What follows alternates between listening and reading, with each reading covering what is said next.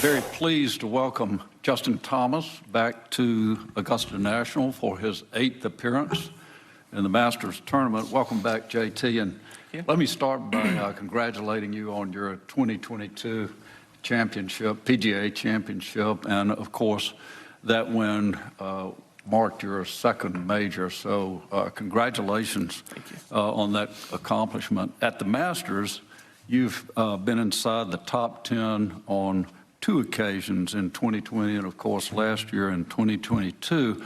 And over those 3 years, those 3 tournaments, you've tied for the most birdies and eagles with 57.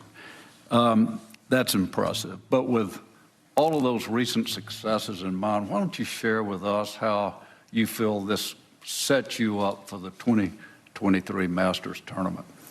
Sounds like I need to make a lot less bogeys and doubles from that stat you just gave me. I always love coming here. I think it's a wonderful, just an unbelievable atmosphere and event. Obviously, the golf course is what it is. It's right in front of us, and yeah, it is one of those places that the more you play it, the better I feel like you get to know it, and I feel like I have a pretty good. Really good idea of how to play it, and at that point it's just about going out and executing and hitting the shots when you need to and making the putts. Great. Okay, Sean?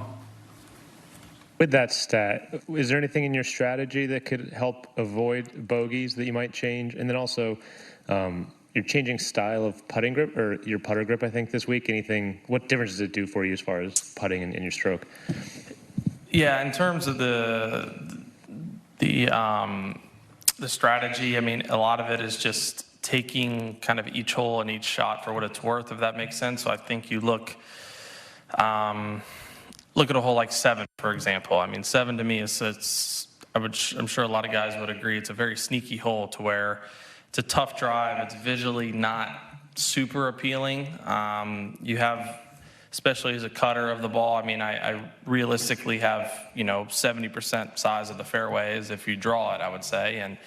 But that being said, if you hit a good drive, I mean, I have a wedge in there. So that's a great example of a hole. If you hit a good drive, it becomes a birdie hole. If you hit it in the rough, you get it out of play. Now you're just trying to make par. And if I had to put a finger on it in past, I would just say that there's been times where maybe I'm in between clubs. Maybe it's a longer hole.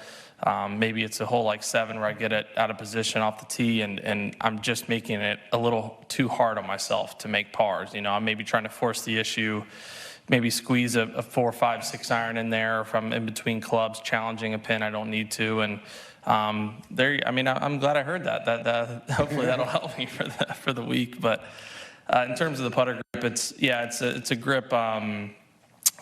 Actually, I played with Rory last week, and he had it, and I'd seen it, and it's very, very similar to a grip that I've used and won with actually quite a bit, and my dad had it as well, and we played on Sunday, and I just kind of picked his up, and I was like, this does actually feel pretty good, and I travel with the identical backup every single week, and I just threw it on there just to kind of see how it felt, to be perfectly honest, and it feels pretty good, so why fight it? Great. Daniel. Justin, I know you're not in favor of the ball rollback, but let's say it happens in 2025. How would that affect how the number 13th hole is played now with already 35 extra yards if that happens? I'm sure that Augusta National would love to be able to go back and sell the land that they had bought, but it's one of those things that it would be very unfortunate, or I'm sure plenty of golf course changes that have happened would not really be able to be used. But yeah, it would definitely make the whole quite a bit different for how much it's just changed in the last year. Anybody go for it? I can't imagine. I mean, I have absolutely no idea how far the ball would go, but I can't imagine. I mean, I still believe very strongly that all of us are going to find a way, whether it's changing equipment or whatever it would be, to find a way to hit as far as we possibly could. But yeah, that's just such a hypothetical. It's hard, and I honestly haven't played enough with it to know. Daniel. recently dropped out of the top 10 of the world rankings for the first time in 6 years. I know of how competitive you are. How tough has it been, that coinciding with, it does kind of feel like, at least right now, there's sort of a big three that have kind of separated themselves? Well, I mean, is there a question there? I'm not really sure what. Yeah, no, it's just like, does it light a fire under you to see them kind of soaring? For sure. It's definitely, I think that anytime you have competition, whether it's, at least to me, especially being the same age group, I think when Jordan playing well is good for me, and I don't know, I can't speak on behalf of him, but I would think that me playing well is good for Jordan. I just think that, we're kind of pushing each other. We don't want to lose to each other, so on and so forth. And I think it's very similar with how I feel about, Scotty, Rory, and Rahm. I have played obviously against Scotty a lot less, just in terms of him only being on tour a couple of years. But you never want your competitors to have a longer or deeper accomplishment list than you. At least I would think the majority of the field would feel that way. I know that I do. So, but at the same time, I can't play the comparison game. I can get in trouble with that. And I mean, I have in past of, well, I've done, I would maybe come off of a great year, winning 2, 3, 4 times, but I'm like, well, but Brooks won 2 majors. It's like, well, yeah, but I won 3 times, finished in the top 10, 12 times. You know what I'm saying? So it's one of those things. I just need to take care of me and need to worry about myself. And if I can do that and just get to where I know that I can be, then I feel like the rest will kind of fall into place and take care of itself. James. Sorry. Justin, I'm just curious, can you want something too much that would throw off your level of preparation and keeping your expectations even tempered going in? I know I personally can definitely want something too much. I think I've wanted to win this tournament too much in the past. I've wanted to be number 1 in the world too badly. I've wanted to win golf tournaments too badly, and it's a fine line. I mean, it's like anything. It's just a learning experience and a learning process, and I think I'm starting to learn a little bit more. I mean, I would much prefer be number 1 in the world and be winning every tournament I'm playing in and not having to figure it out the tough way. But, there's a lot of good that can come out of, some negative experiences if you choose to look at it that way. And I feel like in the past, especially in this tournament, I've come in here just like kind of so tense and so just like, oh, I'm geared up, I'm ready to go, like I'm going to tear this place up. And it's just, as soon as one thing goes wrong, it's just, I mean, my mind's in a blender, or it's, well, I didn't think I was going to hit it over here. Like I thought I was going to hit it here, and vice versa, and so on and so forth. And it's, next thing you know, you shoot 73 or 4 the first day, like I've done a handful of times, and then you're just playing catch up. So I think it's just more trusting in yourself and just believing that, things will fall into place and things will happen, as opposed to, it's one thing to try to make things happen when you're 4 or 5 holes left in the golf tournament and you're 2 or 3 shots back. I think that's a very, very different animal than trying to win the tournament on the first 9 of the first day, if that makes sense. So, yeah, I definitely think that you can want things too bad and try too hard. Mary. Hey, Justin, can you describe your feelings and mindset on the first tee and how they might change throughout the week? Yeah, the first tee is, at least to me, is definitely more nerve-wracking than any first tee shot, barring a team event, a Ryder Cup or President's Cup. But it's just, especially for how sneaky of a hole it is, and obviously everybody wants to get off to a good start, so you don't want to just take it lightly. It looks like a big fairway out there, but it seems like every year naturally those trees are just growing and getting a little bigger and bigger, and they're kind of blocking more and more out, and then it's like you don't want to hit it in the bunker. So I mean, it definitely takes some attention and want to get focused, but it's just I don't know. It's very difficult, clearly a very difficult thing to describe, but it's just it's like a calming yet nervous feeling. I don't know what word you use to describe that, but it's just very calming because all the patrons and, 4 please, Justin Thomas now driving, and it's everybody claps, and you kind of get the first tee jitters and a little bit of nerves. So it's like you have the calmness of the kind of the fans getting ready and kind of rearing up, and then it just goes dead silent, and then all of a sudden it kind of hits you that you're hitting the tee shot at Augusta. So it's very hard to describe, but it's a very cool feeling. Gary. Justin, because the golf course is so exacting, how do you and Bones find the balance between exhibiting caution and taking chances? Well, I'm very fortunate for me. I usually don't have to talk Bones too much into being aggressive due to maybe some past experiences that he's had.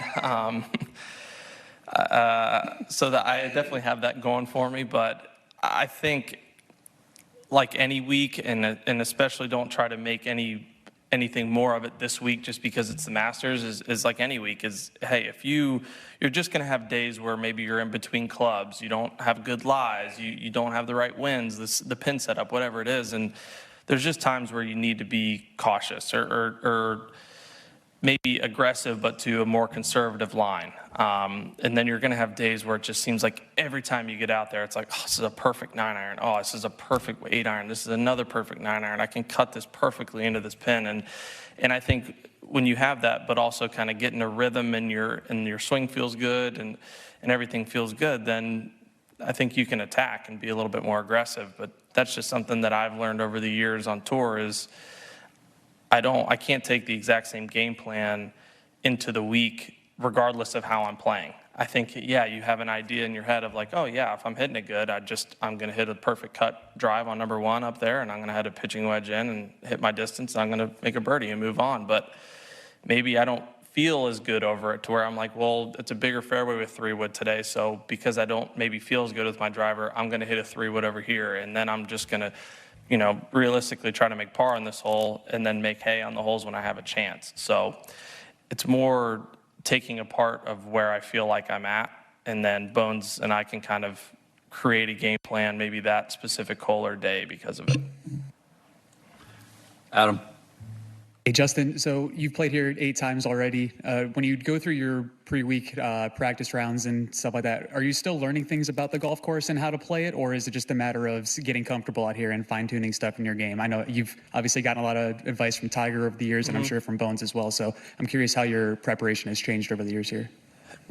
It's my preparation's probably been less, just because I think you can almost work yourself into some bad habits or thinking too much. I mean, like I said, I have a really, really good idea how to play this place. I mean, I know what pins are where to hit it, where not to hit it, and certain winds, if a shot plays shorter or longer, and Bones knows the exact same thing, which putts are a little faster than others and break a little bit more than others. But so it's more just trying to get a feel for the golf course. I would say that I'm spending less time. I mean, I could spend hours on this practice facility just hitting different chips, going to both greens. And yeah, you need to get your work done and need to get accustomed to the turf, the greens, how the balls react in different spins and whatnot. But for me, it's just getting my work done. And then, I mean, a day like today was a good example. I felt my speed felt good, lag putting on the course.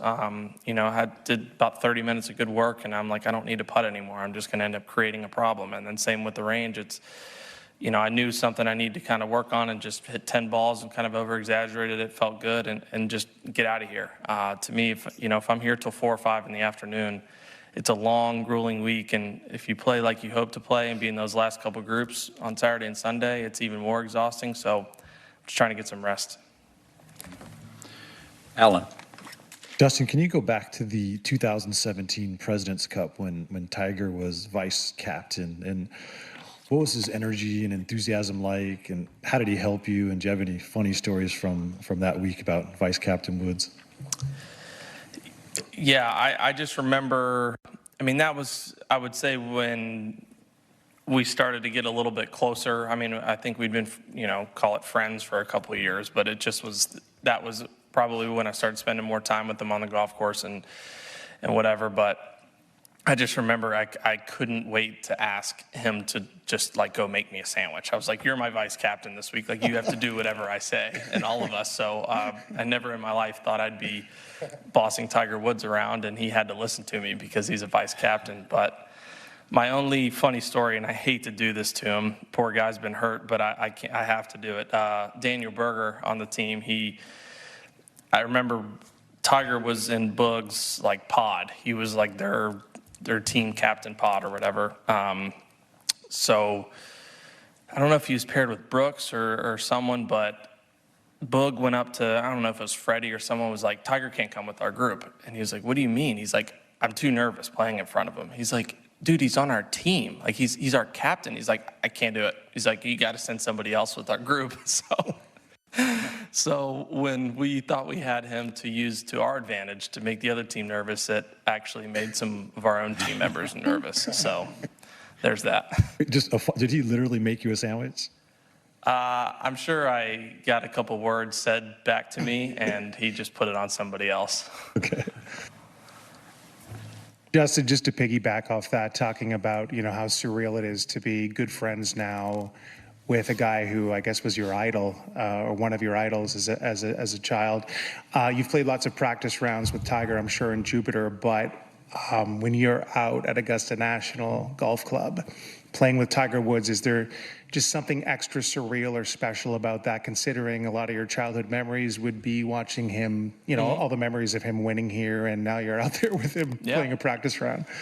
I mean, and not to take anything away from Tiger, but Freddie too. I mean, he's a legend, and he's just so entertaining and funny to honestly just listen talk. So it's just great company. I'm very, very lucky that, I get thrown into that group every year, and we've had a lot of fun over the years, and hope to do it for many more. And although Freddie keeps continuing to hit it further and further, I don't know if I'm going to risk the opportunity of getting outdriven by him anymore. So this may be the last year if he keeps starting to send it. Noticed that today. Yeah. Luke. Justin, you're such a good wedge player and short iron player. I'm just curious what your process is for dialing those in on an important week like this week. Yeah, a lot of the work I would hope I wouldn't have to do, here. It's a lot of work at home. It's really, for me, it depends very much on the conditions and the pin, obviously, if it's, back pin, front pin, and slopes and whatnot. But the first thing you always have to do is assess the lie. And then from there, it's like, okay, I can hit any shot, or I can only hit a certain kind of shot. And then, what trajectory. And that's when I'm looking up, and maybe I want it to apex, at the top of this cloud, or maybe just underneath the tree line, or you have to get creative sometimes. And I can kind of see maybe a camera tower behind the green that I want it to land and spin one way. So it's really, I think for me, I can kind of fall in a lull with those wedges and just think like, okay, it's 100 yards, it's a full lob wedge, whereas I need to be a little bit more creative and see exactly what kind of spin and whatnot I want to do. So it's really just feel. I'm not like a clock system guy. It's just, how far back do I feel like I need to take it to hit it that far? And it's just, as kind of random as it sounds, it's also been a lot of practice and a lot of repetition to where I can kind of get that feel ingrained in my head. And, there's some weeks where maybe my feel, the ball's just going a little bit further, or certain days, and then I can kind of dial that back or try to. But, it's just kind of feeling it out. And how many wedges are you hitting, before your round, before a practice round today? Like, how much time are you spending on those? Quite a bit. It's a great facility here with that green. You can do a lot of, I think that's a very important yardage here, just both with the par fives, but also if you do get in the trees on par fours and kind of pitching one in front of the green. I think that 50 to 75 yards is an important yardage to have dialed in this week. And it's one that I've not felt very good with in the past couple months, and I've struggled with. So I worked hard on it last week, and then even just when I finished today, I probably spent 20, 25 minutes alone just hitting kind of 50 to 75 yards and low, high, cut spin, draw spin, all kinds of things just to try to get comfortable with if how far the ball was going was matching how far I felt it was going. And then once I felt like it did in a certain number, I'd move on, and then kind of like I said earlier, once I was good, I was good. Two more questions. Sean? Rory was in here earlier, and he was talking about his 64 last year, final round, holes out, as his happiest moment of his career at this course, and that feeling of being in contention, even if he was still losing to Scotty by a decent amount. I'm curious if you have a happiest moment out here, or a happiest round, or a feeling from a round that you try to replicate.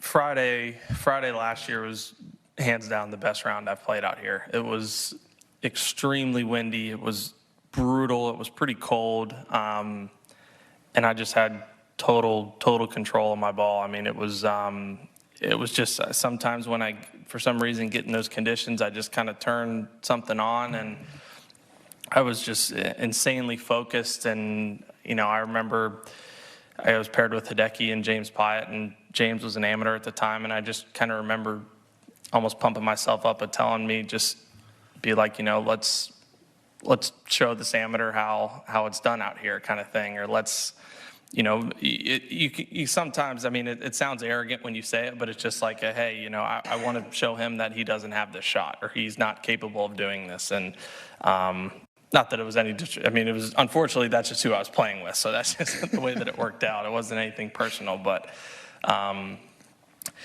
for me, that was the best round I've played. Making a hole-in-one on 16 on Sunday is, I would have to say, the happiest. Actually, that's not true. The hole-in-one on the par 3 contest with when Ricky and I went back-to-back, that was the most fun I've had out here for sure. Daniel?